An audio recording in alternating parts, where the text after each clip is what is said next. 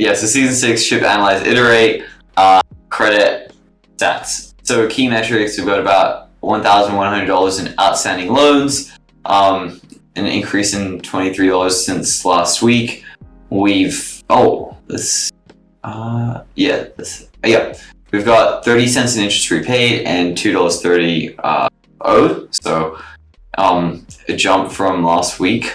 So these are still tiny numbers, of course, but it's cool because we actually have metrics that we can now iterate on and work on. So looking at our credit score leaderboard, it looks like we've got a few changes across the board happening. But I think the really big thing here is that we had a bunch of customer interviews, and we are basically going to be re-updating the credit score design so that it's going to be a lot more dynamic and merit-based. So it'll be interesting to see how this leaderboard changes in the next few weeks. In terms of what's coming next for credit, we're implementing a new design for the credit score, which should make building your credit score this highly competitive pursuit and all relative to other people with credit scores. So really excited to be shipping that. We've figured out how credit limits will work and essentially thinking about how we can isolate risk and ship really quickly on the roadmap that we have. So super excited for that as it gets released. And then speaking to more customers to get even more clarity on what we should be building out on the credit side. So we got a lot of really good feedback this week. Thanks to everyone who participated in that. Just keep having those conversations so we can make sure we get really great clarity on what we're building. And then it's just spending time building out the user experience and what we think will be optimal. So the current alpha UI misses the mark in terms of building your credit score, making it easy to understand how to build your credit score. So that'll be that's what we're going to be focusing on, in addition to changing the design of the credit score. And then later is essentially launching more vaults to building out a router that can intelligently figure out the best credit product to offer. So that goes into a bit too much detail, but fundamentally we're like kind of wrapping up stage 2, which is making the credit score easier to design, but then at the same time thinking about what things do we need to research and build for stage 3. So that's it on the credit side. In terms of platform, we've got Merkle trees in Titan leading to efficiencies all around. So for context, that's basically a technical, that's an infrastructure project that allows us to get data faster, cheaper, and better. We're trying to focus on closing our first one-time revenue opportunity. And then we're speaking with financial stakeholders of Index this week or next week, and we're basically reframing how we scope that engagement. So that's still in motion. And then the other bit is figuring out how we build a more scalable outbound process by using more data. So that's thematically on the platform side. And later on, it's just like credit, how can we improve our infrastructure to create faster and cheaper data refreshes to make the user experience of the products we ship better? So that's it on platform. In terms of overview, shout outs to Stuart for the amazing work on the credit score design. Really excited to start showcasing more of it. And then in terms of challenges, it's showcasing the work we're doing in a more transparent way. So not everyone has time for these community calls. So if there's another way that we can showcase this work, that would be, cool. So that being said, I'll pass it to Kyle on the engineering side. Cool, thanks, Herman. So last week we finished our credit alpha fixes. So we got a lot of feedback internally, and so we applied all those things. I'm not done yet. Thank you. And we also finished up a Merkle Root security project. TLDR there is things are more secure, things are faster. We, like Herman said, we kicked off the Merkle tree stuff in Titan. That's really, really cool. That also enables so many great things, like putting all the scores on chain and reducing, a lot of amazing things. It also unlocks future projects that we were, dreaming about. And finally, we did some tweaks to the dev docs So this week we're going to spec out. We're going to spec the scope for the next credit improvements. Like Herman's talking, we're Stuart's doing some great work. We're discussing on how we can make it better, how we can improve the scores, how we can improve the UX, all that kind of stuff. We're also, the Merkle trees in Titan. That's not an easy project. That's a bigger infrastructure thing. It's going to take a few weeks. So we're going to continue that. We have to finish up a few tweaks on the supply pool. That's more of a UI thing. And then we also have some audit preparations to get ready for, because, if we want credit to work well, we're going to get audited, and we got to prepare our smart contract code and everything. So shout outs to Alex. He's been doing amazing at absorbing all of the Titan standards. It blows my mind how he's like, oh yeah, I got this. And then he just figures stuff out. So good job there. And Stuart, as everyone's going to keep saying, his analysis and his reports are awesome and really entertaining to read. I look forward to them. I actually have another one to read now, so I'm looking forward to that. And challenges. So juggling a few projects. We're getting better at it. Still an ongoing thing. Also figuring out priorities between credit and borrow. Most of the time it's clear. Sometimes we're still trying to figure out like which one we should do and why and who should do what. But that's all trending in the right direction. So that's everything for engineering. I'll throw it off to Kale. Cool, GM.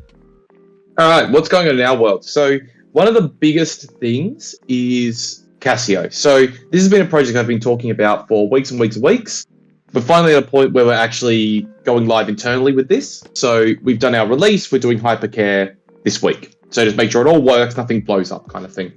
This is really important. So Kerman mentioned earlier this idea of we're trying to get to a point where everything scales a bit nicer, the costs are much lower, the latency is much lower.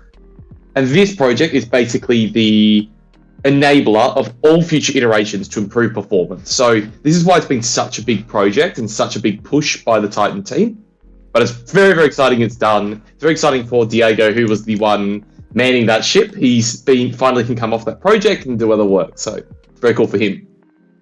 Other things we've been working on, designing this new credit score logic. So our original credit score implementation was not quite right, and we got some really good feedback from Hugh and from Kerman about what needs to improve in that. So there's good work happening in that. So we've designed the whole thing. We're just implementing it for the next week. That's what we're doing there. And then we're on a similar vein, we're doing risk exposure control mechanisms. So these credit limits that basically say how much risk are we willing to extend to someone, and it kind of ties into the credit score. So again, that's been designed. We're implementing some of them this week.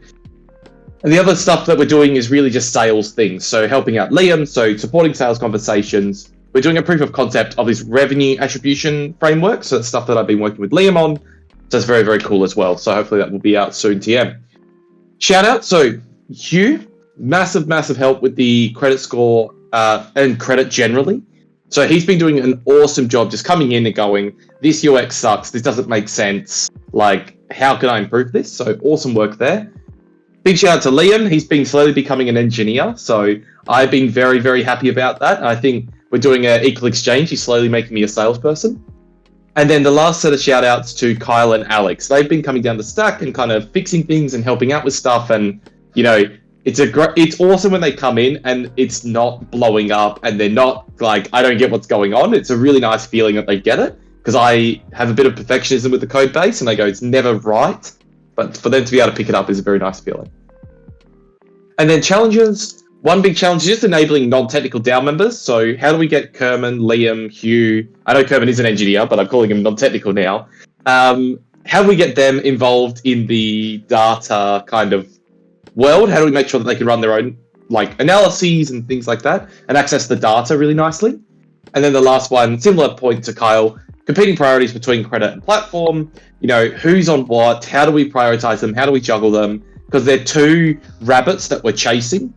And it's just figuring out, do we chase both? Do we focus? What do we do kind of thing? So we're still getting better at that. As Kyle said, we're getting much, much better at that, but it's still a challenge that we're working through is how do we balance those priorities? So that's it for me. It's over to Liam and the Spartans. Thank you, GM. So last week we, as Kale was saying, we've been working together quite a lot. So last week was setting up and being enabled into the engineering process, beginning to start working on spec development as well. So really what this means is that when we are having sales conversations and there is a data requirement that we need, we can go and service that data need, or we can build something repeatable if we think that there's going to be more demand here. So I also integrated with the production workflow, so I got set up in the engineering environment so I can interact with all of the stuff that's been set up there. And we're also developing what we call like our growth platform or our growth framework, which really helps with revenue attribution for different DAOs, and just servicing more customer calls. And we had one proposal that was going through to Snapshot. So this week, it's just continuing to improve the quality of the specs that we're working on, and Kale's helping me with that. And we are also finishing off and validating the attributes for our growth marketing and benchmarking model that we're working on with a DAO. And we're also finishing off some of the investment case documentation there as well. And then there's some new inbound that's come through, and there's also some outbound that we're working on this week as well. So I wanted to give a shout out to Hugh for he's just killing it on the credit side. Super organized, super focused, shares heaps of stuff, heaps of data. I'm sort of watching from afar in awe, and it's really great to see. So I just wanted to shout out Hugh because I know we don't work together much, but really appreciate what you're doing. The big challenges is just getting the first dollar in revenue through the door. That's the main focus, and building a sales process that's repeatable, and just improving the connection with engineering and sprint planning. Just improving those skills personally. So that's everything from me this week. I will hand over to Hugh.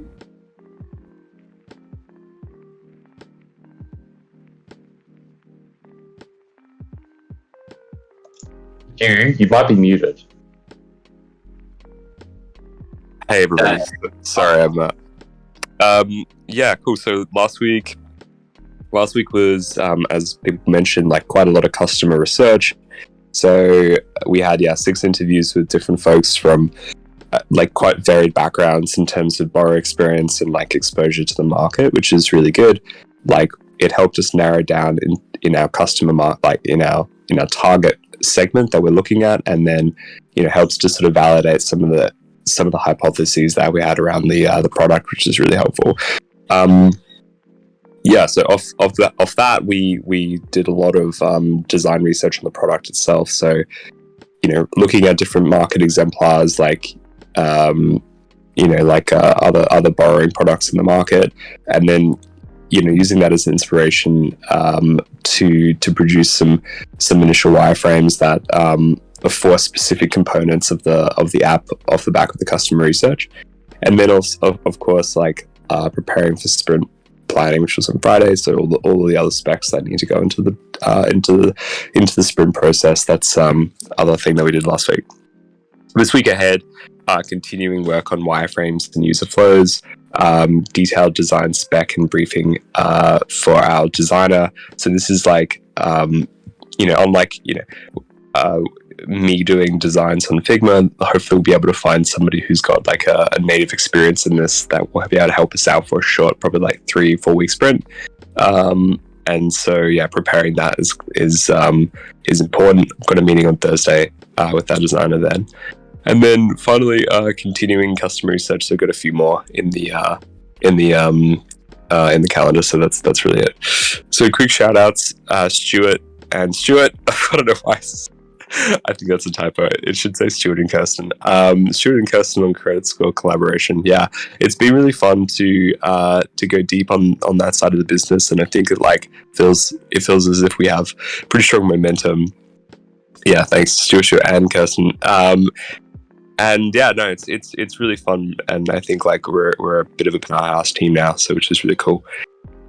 And then challenges is, I think this is the challenge that we'll be facing as we start reconciling the viability piece that's coming out of the risk team. Like how much risk are we taking on?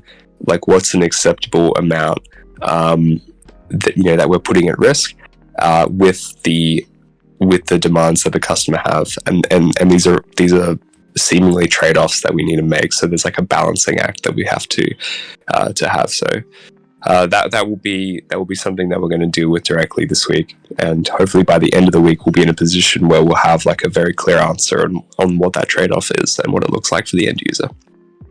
And that's it for me. Cool. Do we have any questions, Joel? Yep, we have one from Wu. Says, I remember you guys were going to release the white paper. When can we read? When?